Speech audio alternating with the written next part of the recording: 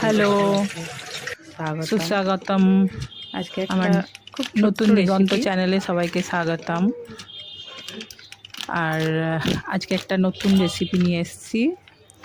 খুব সোজা একটা রেসিপি, মাছ ভাজা রেসিপি। যারা আমরা রান্না করি তারা সবাই এটা জানি, কিন্তু যারা বিগিনার্স, যারা প্রথম রান্না করা শুরু করেছে, তাদের কাছে ছোট ছোট টিপসগুলো ভীষণ কাজে লাগে। তাই ভেবেই এই ছোট্ট ভিডিওটা বানালাম। আমি মাছটাকে খুব ভালো করে ধুয়ে তাতে নুন হলুদ মাখিয়ে নিয়েছি। আর গ্যাসে আমার ফ্রাইং প্যানটা তেল দিয়ে গরম হতে দিয়েছি। ফ্রাইং প্যানটা গরম হোক, আমি ভালো করে ম্যারিনেশনটা করে নিই। ম্যারিনেশনটা ভালো করে করলে মাছের মধ্যে নুনটা ঢোকে। প্যান গরম হয়ে গেছে, আমি মাছগুলো ছেড়ে দিচ্ছি। আমি গ্যাসের ফ্লেমটা মিডিয়াম করব।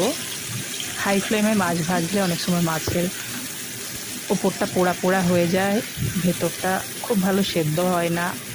ওই জন্য আমি মিডিয়াম ফ্লেমে হালকা ব্রাউন করে ভাজবো।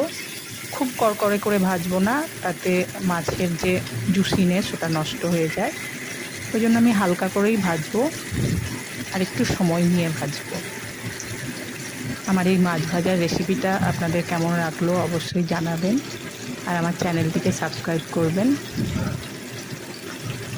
আর এই মাছ ভাজার মধ্যে জুসিনেসটা থাকলে ভীষণ মাছটা খেতে খুব টেস্টি হয়, এমনি ঝোলে ছাড়া হোক বা ভাজা খাওয়া হোক। Good bye.